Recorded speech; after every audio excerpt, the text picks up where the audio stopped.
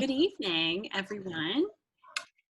Catherine Martin here, Minister of Faith Formation Education at Knollwood Baptist Church, and this is the second part in our Wednesday night Faith Formation series called Light in the Darkness, asking questions of two Knollwood members that have to do with the themes of light and darkness in our faith, particularly relevant for this time in Advent and this time in the year where it gets darker earlier and the dark is accompanied by cold, and we begin to see the lights of Christmas trees and Christmas decorations, Hanukkah lights, Kwanzaa lights. We have festivals of lights, and we begin to really see that delineation between light and darkness. But we also realize that we can't have one without the other. Darkness doesn't exist as a concept unless we can conceive of light. And light doesn't exist in our sight or in our conceptualization unless there was darkness in the first place to be lit up. And as we talked about last week with Chris Norman and Ted Philpott, our scriptural narrative tells us that in Genesis, even before God said, "Let there be light," when it was only dark, there was still God, and there was still God's voice and God's presence speaking into the dark. And so themes of dark and light have so much to teach us about our faith and about the character and about the movement of God. So we're going to delve into that a little bit this evening with Lindley Curtis and Misty Nichols. They are members of Knollwood and both members of the Faith Matters Sunday School class and good friends. And it's a true pleasure to introduce them. So the first thing we get to have fun with is that I get to tell you about Misty and Lindley based on some biographical information that they gave me. So Misty Nichols is married to Jeff Nichols, also, of course, a member of Knollwood, and they have two children. Will is 16 and Meredith is 10. Misty is a communications consultant who partners with businesses on their communications needs.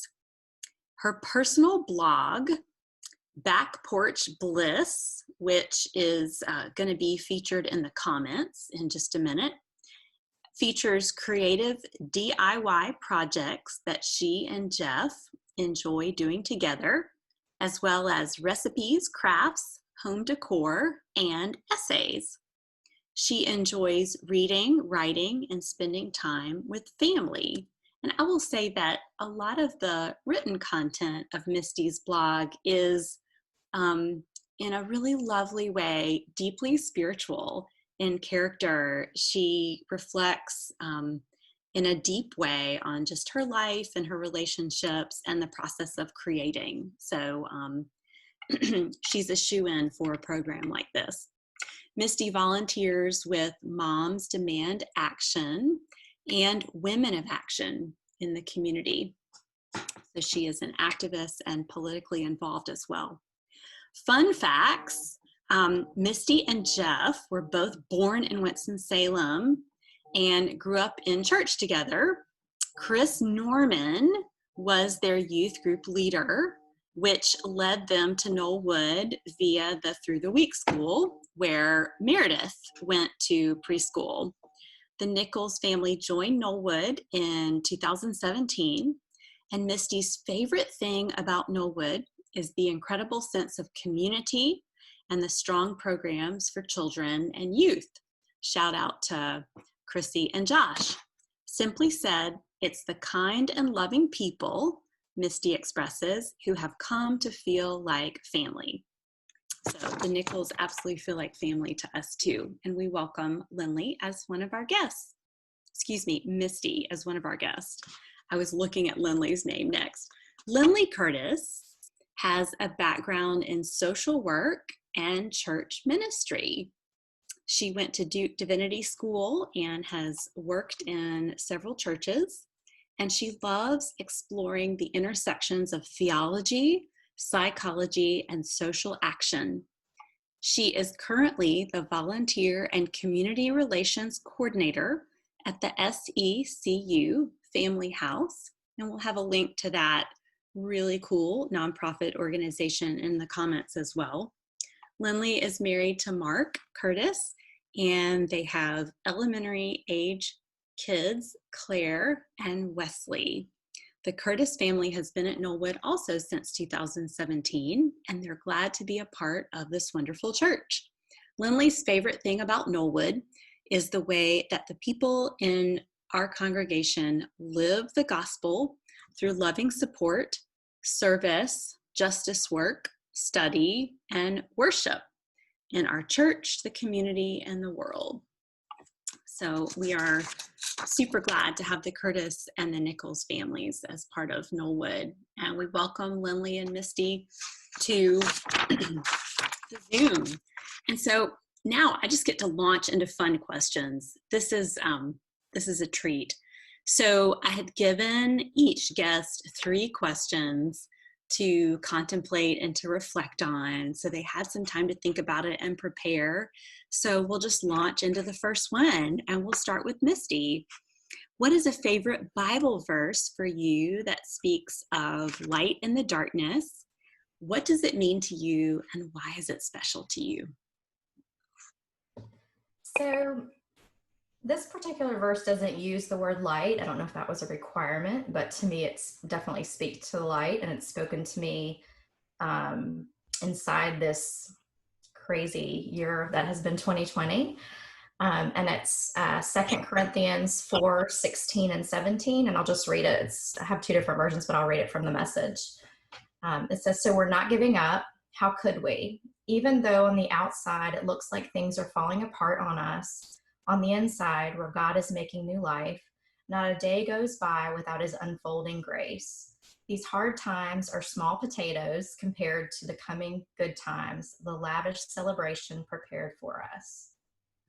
So this has just really spoken to me inside of this pandemic that we've been in, and really just, I feel like many of us, if not all of us, have had to live day by day. So we don't know what will become tomorrow. We have to sort of rely on our faith and God's unfolding grace. And that's always been sort of a special verse to me anyway, but it's really sort of reached out this year, just looking toward God's unfolding grace and having that faith to know that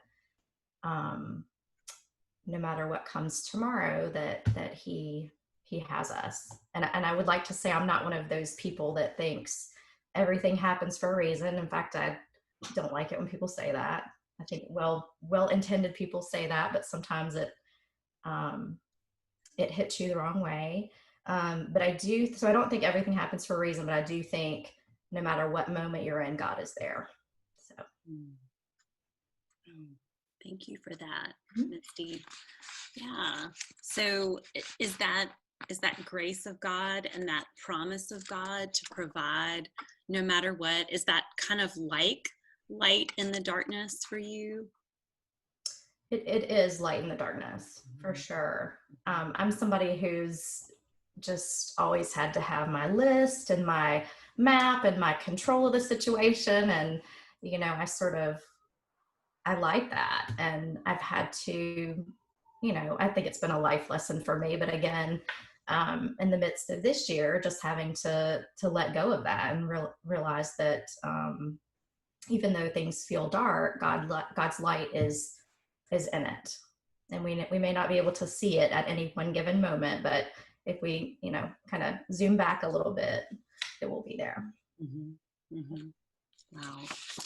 I love that image of like zooming back a little bit, like just, if we're so close to it, we may not be able to recognize it, but when we zoom back, we may be able to visualize the light that we can't see otherwise. Wow. Yeah. Thank you. Sure.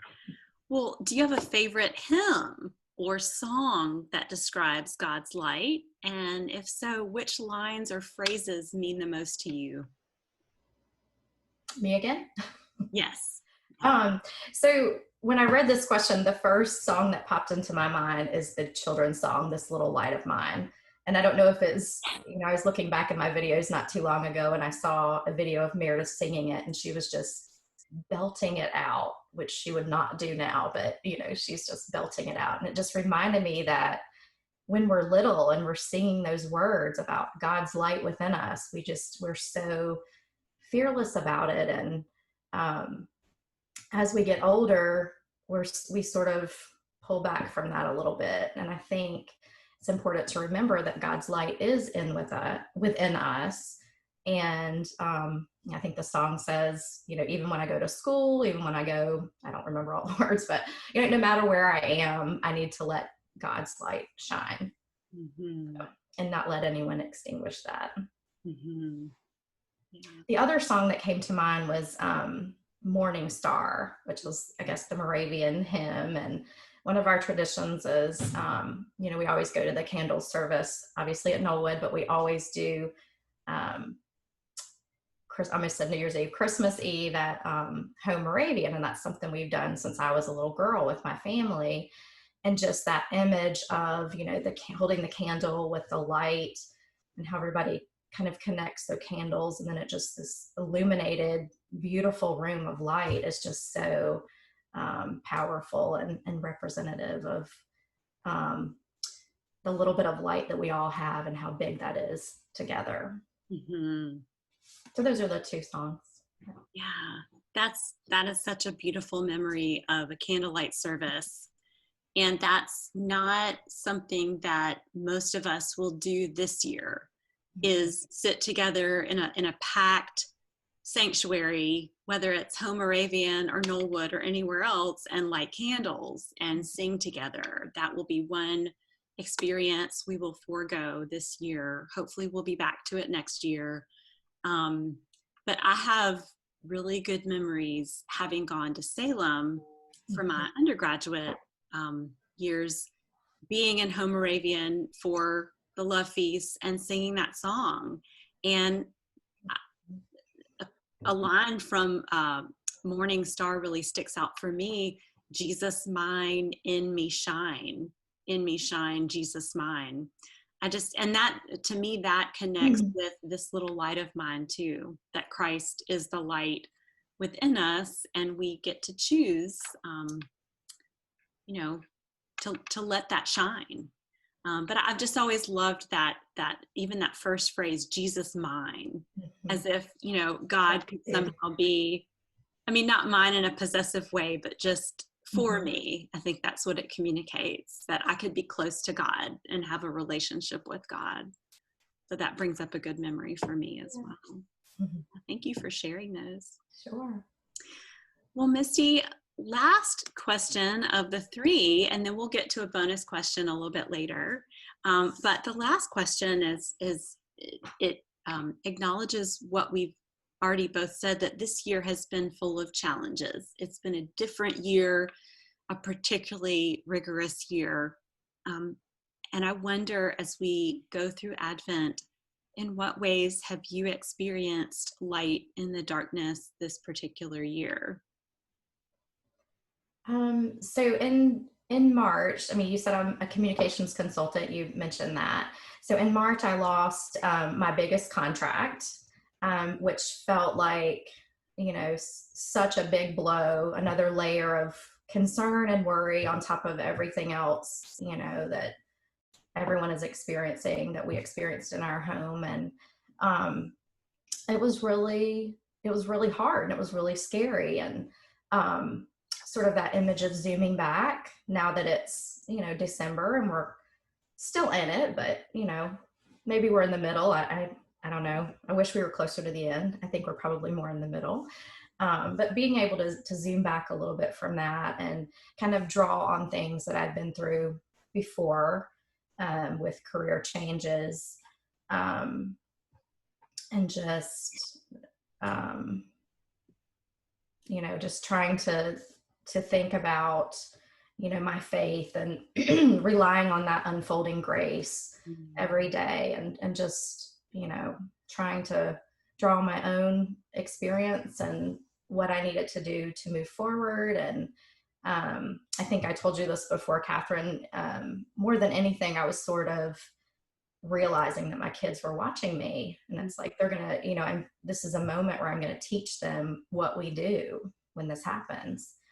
And it was tough, but it's things are coming around. I'm working on a new project, and have had some work and some good connections made, and I know it's going to be okay. And but it was scary at first, and it did feel like some darkness, especially, being on top of everything else going on. But at the same time, it made me feel, I tried to realize, look at the brighter side of that darkness. We're at home, we're okay. We'll be okay for a little while. And just having that faith, and drawing on experience, and knowing that I had to let go of some of that control, and have faith that we would be all right, and we have been. So yeah.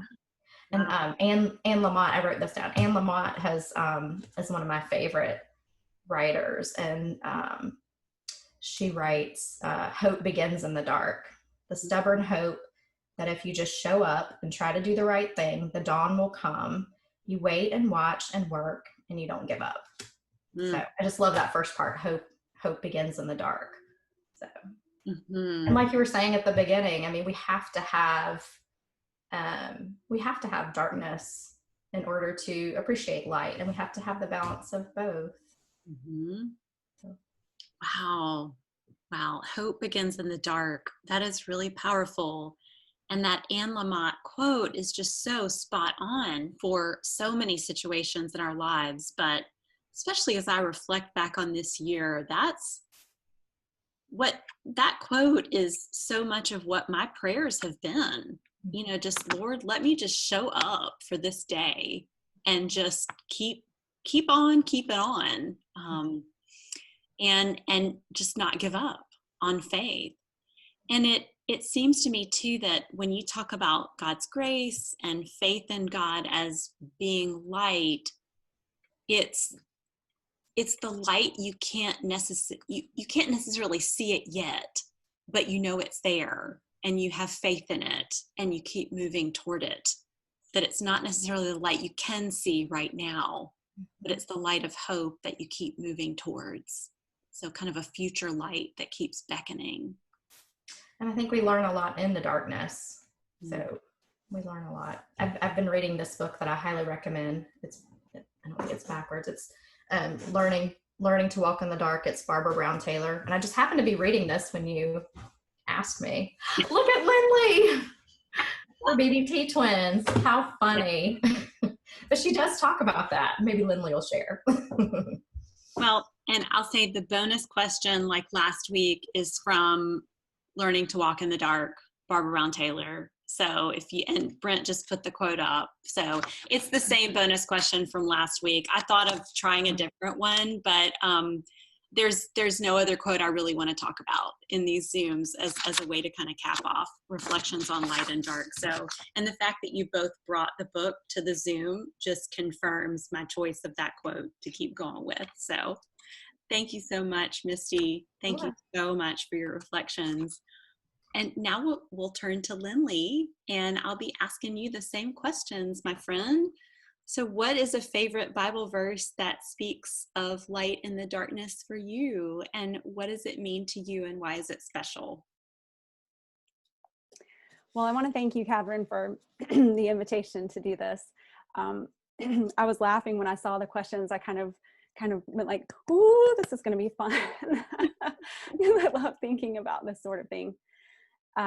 So I have two verses I thought I'd share, two that came to mind. One is 1 John 1:5-9. And this is the message we have heard from him and announced to you. God is light, and in him there is no darkness at all. If we say we have fellowship with him, yet walk in the darkness, we lie and do not practice the truth. But if we walk in the light as he is in the light, we have fellowship with one another, and the blood of Jesus, his son, cleanses us from all sin. There's several things that I appreciate about that. But the first thing that actually came to mind was more of the image of walking in the light. And I wanted to share with y'all, the first thing that I remembered was, so I had looked at UNC Chapel Hill for undergrad, and then I did School of Social Work there for grad school. And each time I was on Franklin Street, I'm going to see if I can show you. There was a sign that said "Walk with Light."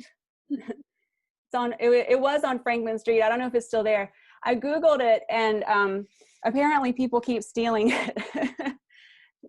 So others have also resonated with it. But I remember thinking, especially right before grad school, when I had a lot of questions kind of about vocation and about where I was going and what kind of the next steps would be, of a real peace and encouragement of this idea of walking in the light, where whatever my next steps would be, that idea of walking in God's light, giving me encouragement and kind of hope in whatever the next steps are. So I couldn't help but think a little bit about that sign, "Walk with Light," when I thought about this 1 John verse. And then it's connected a little bit with that idea of "in him there is no darkness at all," with the other verse that I wanted to share. So this is from Psalm 139. I love all of Psalm 139 and have through the years. These are verses 11 and 12. "If I say, surely the darkness will hide me, and the light become night around me, even the darkness will not be dark to you. The night will shine like the day, for darkness is as light to you." I think this one resonates with me in part because I have some reservations about only imagining God as light or associated with the light. I have come to kind of be uncomfortable, I guess, with dualistic language. And you brought this up last week, whether we're talking about a variety of ways to talk about it, but an either or kind of thing of light or dark. I also have really appreciated learning to walk in the dark with Barbara Brown Taylor, and I had to laugh because I thought, I'm just going to skim over this before this session, and I can't do that with Barbara Brown Taylor. I have to go slowly and appreciate every word, because every sentence is meaningful when she writes. So I've appreciated reviewing that. And I also wanted to bring up, mention Jan Richardson's book, Night Visions. It's an Advent devotional and has some lovely poetry and reflections and artwork in it.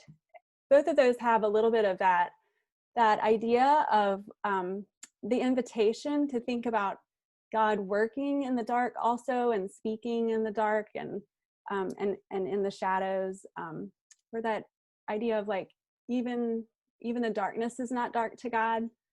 To me, that's very encouraging. I think a little bit about I've kind of enjoyed working through the years towards ideas of kind of mindfulness and meditation.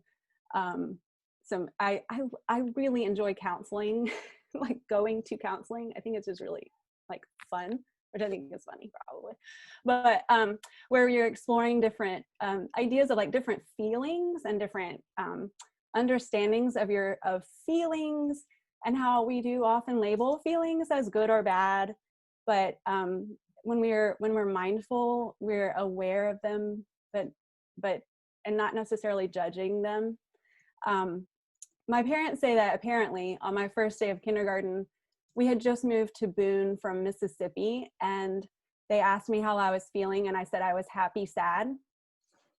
And I think that I do often recognize that most experiences that I have tend to hold a a variety of feelings with them. So I think that may go along with that idea of kind of not wanting to kind of have a dualistic view of it. I've also, it's been interesting, and when we're talking about social justice issues lately, I am aware of like what does it mean to people of color when we only associate evil with darkness. That to me has also invited me to think more about maybe not only associating that. I in regards to like the night visions and the Barbara Brown Taylor book, it is interesting when I have come to consider dark places as also places of growth and of nurture and coziness. I think about the womb, or I think about the ground in the winter. We were so excited when we moved to this house 3 years ago that there were going to be daffodils in the back. They said there were daffodils, and I was looking forward to seeing them come up, and sure enough, they were amazing. But to think that the soil and the dark ground, that's an important part of life and growth. So I also am aware, like I love getting warm. Like I love sitting on the couch with our dog snoring on my lap, with a cup of hot tea. Like it's in the darkness that like nurturing and restoration happens for me. So those are all things that are connected to me, to that idea of darkness is not dark to you, and kind of that idea. Oh, I will mention too. So my birthday, Spence and I share a birthday. Our birthday is December 22nd. And I think that also may have some influence on me in terms of, we're working towards the shortest day of the year, the longest night, but that's my birthday. So it's like it holds this joy and fun and feeling of love and being loved. So I don't, in addition to Christmas, which I love. And then my mom's birthday is the 26th. So that whole week, we just have it's a good love week. So I don't automatically also say, like, think, oh, the darkness. I also think joy associated with those. Yeah. Oh, Lindley, thank you so much for your just thoughtful reflections with so much care and depth. I'm just really struck that though the New Testament verse says in him there is no darkness at all, the Hebrew Bible Psalm affirms that God is in the darkness, that God is a part of the darkness, and that we are never unaccompanied in our own darkness. And so darkness need not be always a scary place, or it can be scary, but it's never an abandoned place or a forlorn place. We always have the presence of God there with us. And just, what Misty mentioned about hope begins in the dark. When you mentioned the womb as a place where life begins, and of course it's dark. It's dark in there. We've all experienced it at one point or another in our very beginning of life. And conception begins in the dark. Life begins in the dark. And just thinking about your birthday and your mom's birthday and Spence's birthday, and then we celebrate the birth of Christ. We celebrate the birth of the light of the world in the middle of the darkest time of the year in our hemisphere. So there's a lot of meaning there with the intersections between light and dark, and how they are not separate, they're not dual. So thank you for your reflections. I wonder about a favorite hymn that describes God's light, and which lines or phrases may mean something to you. I also thought about Morningstar.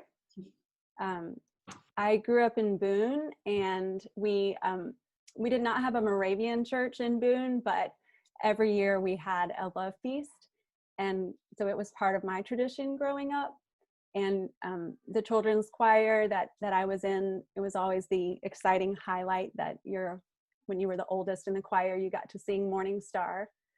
So I definitely thought of that. And then I also thought about the hymn, I Want to Walk as a Child of the Light. I was wondering if you're familiar with it, or if that, sometimes it's interesting for me. I'll ask Mark, like, you grew up Presbyterian, did you sing this song? Or so I grew up United Methodist, but it says, I want to walk as a child of the light. I want to follow Jesus. God sent the stars to give light to the world. The star of my life is Jesus. In him there is no darkness at all. The night and the day are both alike. The Lamb is the light of the city of God. Shine in my heart, Lord Jesus. And it keeps going. And I do love other verses, but that one certainly came to mind. And actually it's been fun. Now it's been in my head lately, which is good. I love that hymn. And when you read the scripture verse, in him there is no darkness at all, I immediately thought of that hymn. So yeah, that's beautiful. And so no wonder the sign on Franklin Street meant something to you. Walk in the light, with this hymn in the back of your mind. It's beautiful. Yeah. Well, in a year full of challenges, are there particular ways that you have experienced the proverbial light in the darkness? Well, as I look at the people who are here, everyone has been that light for our family this year. In a nutshell, Mark got very sick the second week of March, and it coincided with the pandemic, but he tested negative for coronavirus and negative in antibody tests later. But he was in the hospital for a week and then very sick for about 5 months. And so there was certainly a lot of feelings of darkness, I would say, of when I think of what we often think of related to that metaphor of fear and of like what Misty was saying, that sense of not knowing what was ahead, and so not being able to see far in advance at all. The sense of unsettledness that can happen when you can't see what's going on. So I definitely had that, had plenty of those feelings, but I would say also all along it was thanks to all of you that every day we felt light around us. It was Misty's pop pie and Spence's texts and Ben's emails, and just everybody checking in on us, that we didn't have to think hard to know that there was light happening every day.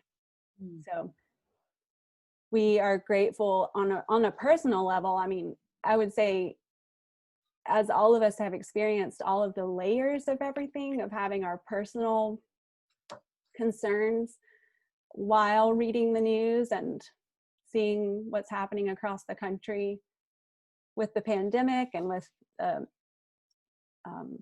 equality efforts and the election, and there's been plenty of times of feeling darkness and plenty of times of feeling light. And seeing the light. Yeah. Thank you for sharing that so much. I know that came up as we rounded up conversation last week as well, that so often God's light shines through our community members and our friends and our family. And we just have such opportunity to let this little light of ours shine. And it's not always possible. Sometimes we get up in the morning and we don't feel like letting our light shine for lots of reasons, but that opportunity is always there. So thanks be to God for the light that shines within us and the ways that it helped you and your family over this last year, and that we can be light for each other. Well, in our last several minutes, I I would love to have some time for question and answer, but we have our bonus question. And you've already touched on it, both of you, but I would put the Barbara Brown Taylor quote to both of you, Misty and Lindley. It is in the chat. So from the book, Learning to Walk in the Dark, she says, I have learned things in the dark that I could never have learned in the light. Things that have saved my life over and over again, so that there is really only one logical conclusion. I need darkness as much as I need light. So y'all didn't necessarily know about this ahead of time, but I wonder if any part of that quote resonates with you this evening. Misty, I wonder about from you. It absolutely does. So I think, and I had a quote from her book too that's similar, saying that we need both. You can't have one without the other. But yeah, when I think of what saved my life over and over again as part of that quote, I think the learning that comes in times of darkness, and I think it's the respite that comes in certain times of darkness, that are both so important that we wouldn't have, and I don't know that we'd appreciate the proverbial light as much as we do without the darkness. I think we need both. Mm-hmm. Yeah, absolutely. Thank you. Mm-hmm. Lindley, I wonder about you. Any resonance there? Yes, I was thinking about, in her book, she talks about how we do have plenty of opportunities in scripture to see references to light and darkness. We also have plenty of stories of God appearing to people in the night, or meeting angels in the night or in the dark. So I would say there's certainly that sense of the most profound times when I felt God were some of the hardest times throughout life. So I'm grateful for those when you see them, when you think about it.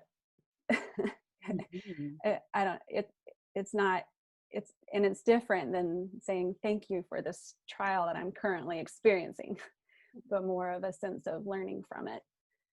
I was thinking too that the idea of I'm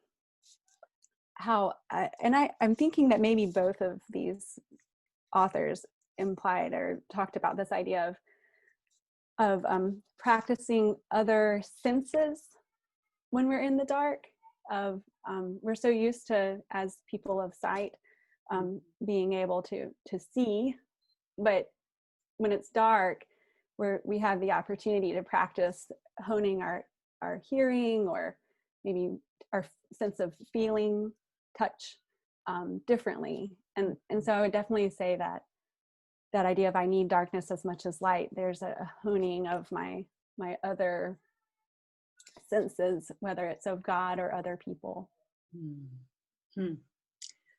Yeah, that's powerful, that there are ways we perceive God. Like Misty was saying, in order to try to see, we tend to kind of zoom out. We try to adjust our vision, but also just adjust our senses to see in what ways we can perceive the divine in those dark spaces. Yeah. So darkness gives us the opportunity to flex those muscles and exercise those senses that we wouldn't normally have. Yeah. Wow. Well, thank you so much to you both for these reflections.